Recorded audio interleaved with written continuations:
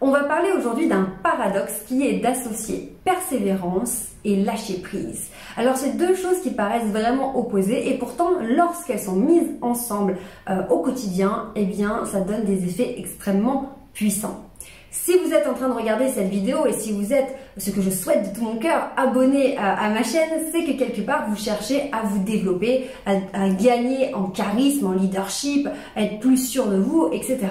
Et pour développer toutes ces qualités, eh bien, ça demande malgré tout du travail, et que ce soit en prise de parole en public, en relationnel, en confiance en soi, dans sa façon de s'habiller, de se comporter, etc. C'est des efforts qu'on fait au quotidien.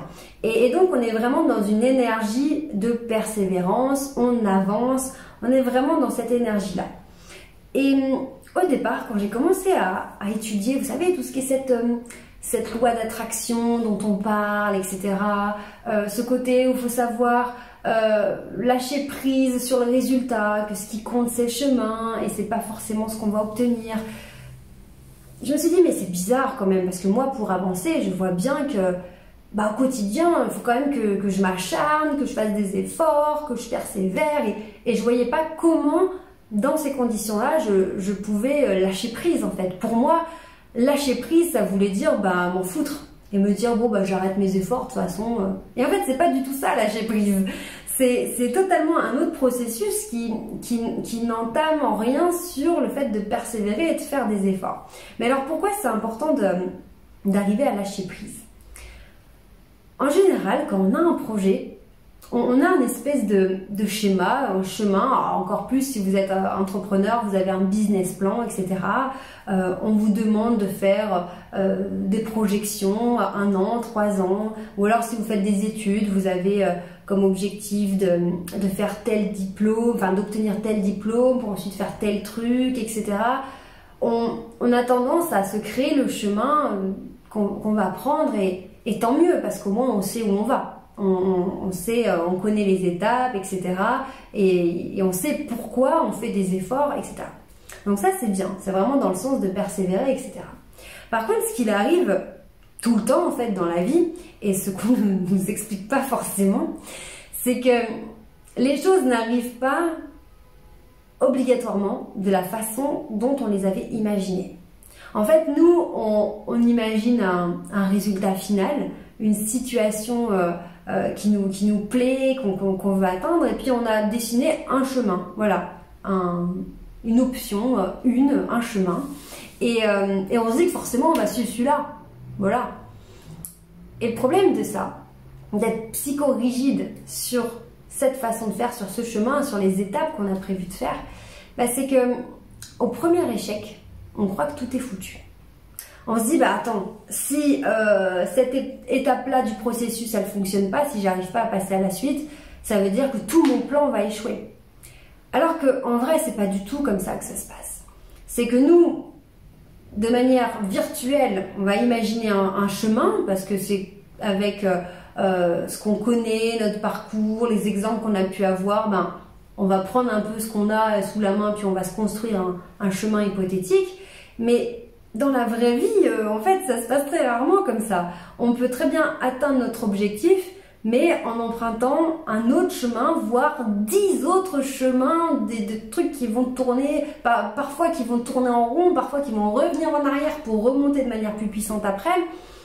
Et c'est là que le lâcher prise est super important.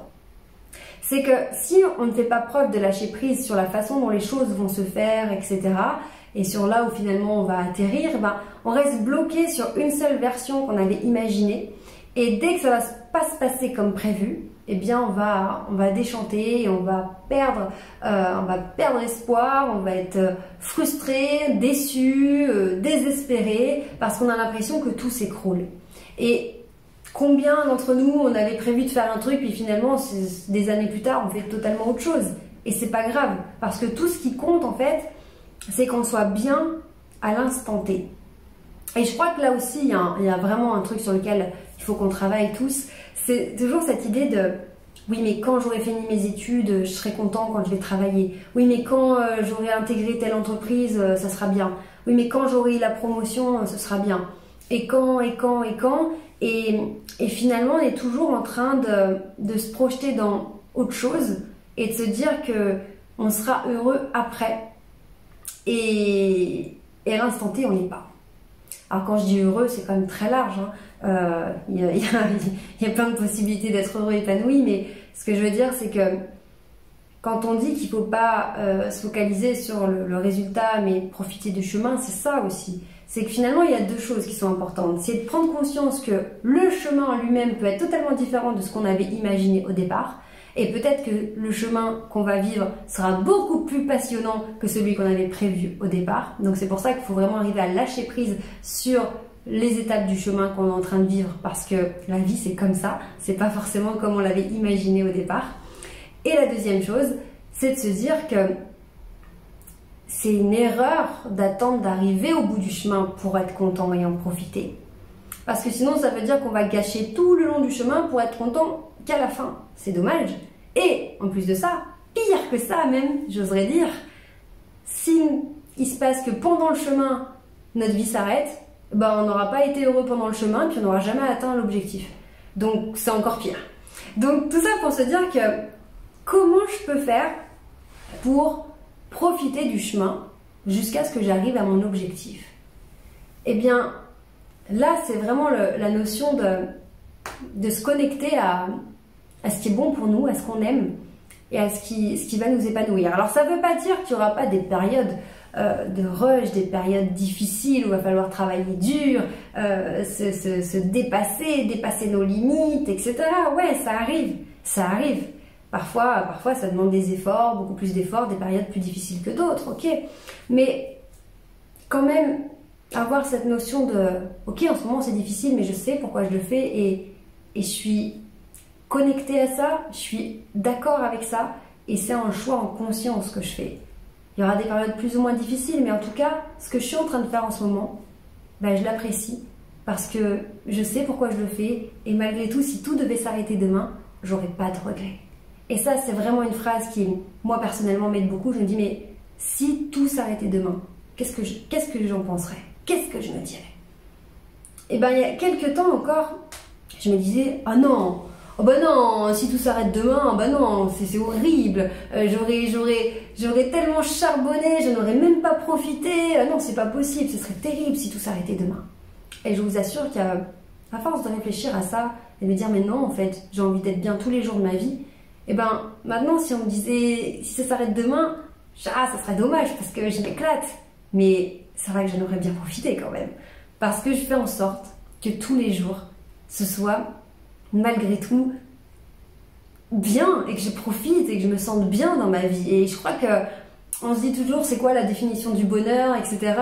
Il faut d'abord être heureux à l'intérieur avant d'aller chercher des choses à l'extérieur, etc. Mais quand on se sent bien, en fait, ça n'a pas de prix.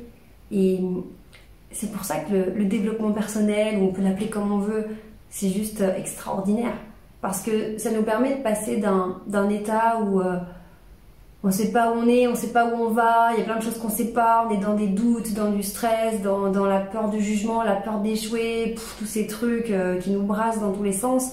Et à force de travailler sur soi, ben, on arrive à avoir ce fameux lâcher prise en se disant, ben ouais, en fait, c'est trop bien. Oui, peut-être que j'ai des difficultés, oui, peut-être que j'ai des problèmes, peut-être que ouais, c'est sûr que tout n'est pas simple à chaque fois, et personnellement dans ma vie d'entrepreneuse, c'est clair, c'est parfois la folie, mais malgré tout, avoir un lâcher prise sur ok, ça va peut-être pas se faire de cette façon-là, ça se fera autrement. Il y a peut-être quelque chose que j'ai pas encore compris, il me faut le temps de le comprendre et ça va se régler d'une autre manière.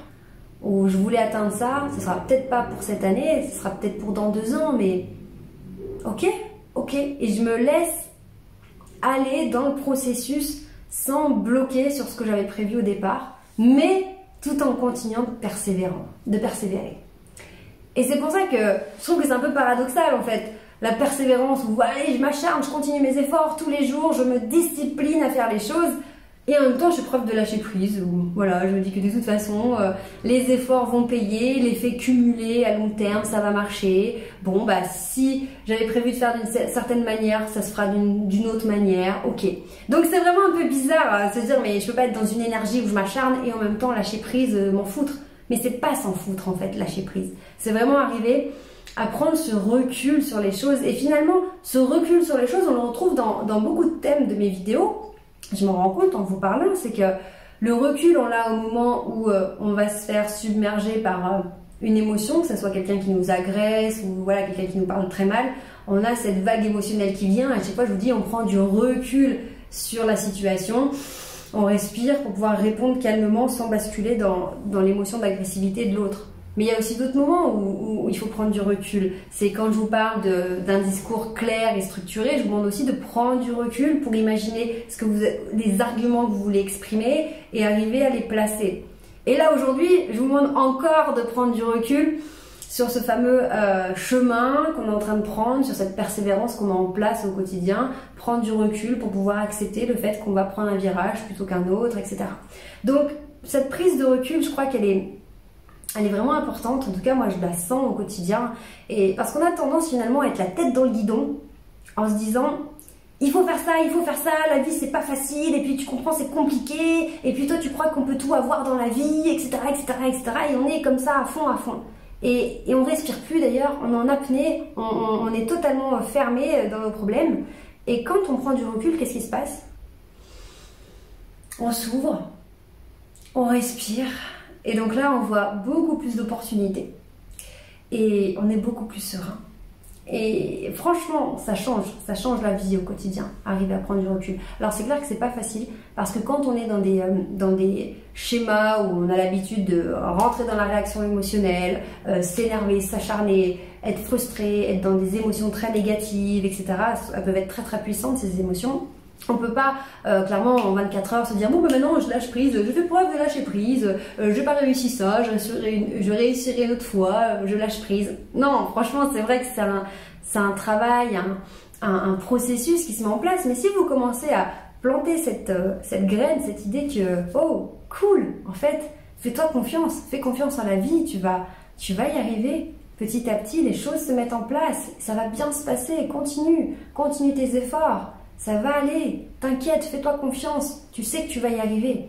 Et bien là, petit à petit, quand on commence à être bienveillant avec soi-même, vous l'avez vu comme je viens de le faire, de s'auto-coacher en étant bienveillant, bah, petit à petit, le lâcher-prise va commencer à se mettre en place.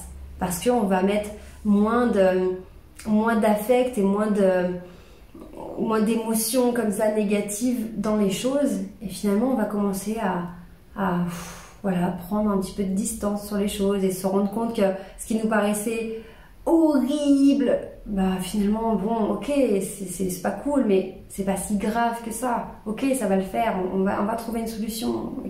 Et donc, petit à petit, on apporte de la souplesse dans notre évolution. Plutôt que s'acharner comme ça et bloquer, d'ailleurs, je vous parlais de la loi d'attraction, c'est bien ce qu'on dit, hein, c'est de vouloir quelque chose fortement, mais quand on est bloqué dessus, en fait, on bloque l'énergie. Et donc, on n'est plus apte à voir ce qui se passe, les opportunités, à recevoir, parce qu'on est vraiment en mode mais borné, énervé, quoi. Et quand on arrive à se faire confiance, à se dire ok, ça se fera d'une autre façon. Bon, ça me fait râler, hein, ça me fait râler que ça se passe pas, ça me fait râler de pas avoir réussi à faire ça. Allez, je lâche prise, je sais qu'il va y avoir d'autres opportunités, je sais que ça va se faire autrement. Je lâche du lest. Et là, bizarrement, les choses s'arrangent. C'est un peu magique, mais c'est génial. Donc j'espère vraiment que ce paradoxe de persévérance et lâcher prise, c'est quelque chose que vous commencez à cerner, parce que vraiment ça va vous aider au quotidien oui, je dois m'autodiscipliner si je veux atteindre un objectif, parce qu'on sait que sans action, il n'y a pas de résultat. Hein. Donc si je veux perdre du poids, il faut que je change mon alimentation, il faut que j'aille faire du sport. Si je veux être plus en forme, peut-être que je me couche plus tôt. Si je veux développer une compétence, va peut-être falloir que je bosse dessus 1 heure par jour. Ok, ça c'est de l'autodiscipline, de la persévérance. Mais en même temps, tranquille, je suis bienveillant avec moi-même. Je peux pas être parfait tout le temps. Ça roule, ça va le faire, on continue nos efforts. petit à petit et ça va fonctionner, ça va marcher, on reste patient, on lâche prise et on n'oublie pas de kiffer la vie au quotidien parce que c'est bien là le plus important. Prenez bien soin de vous et je vous dis à demain.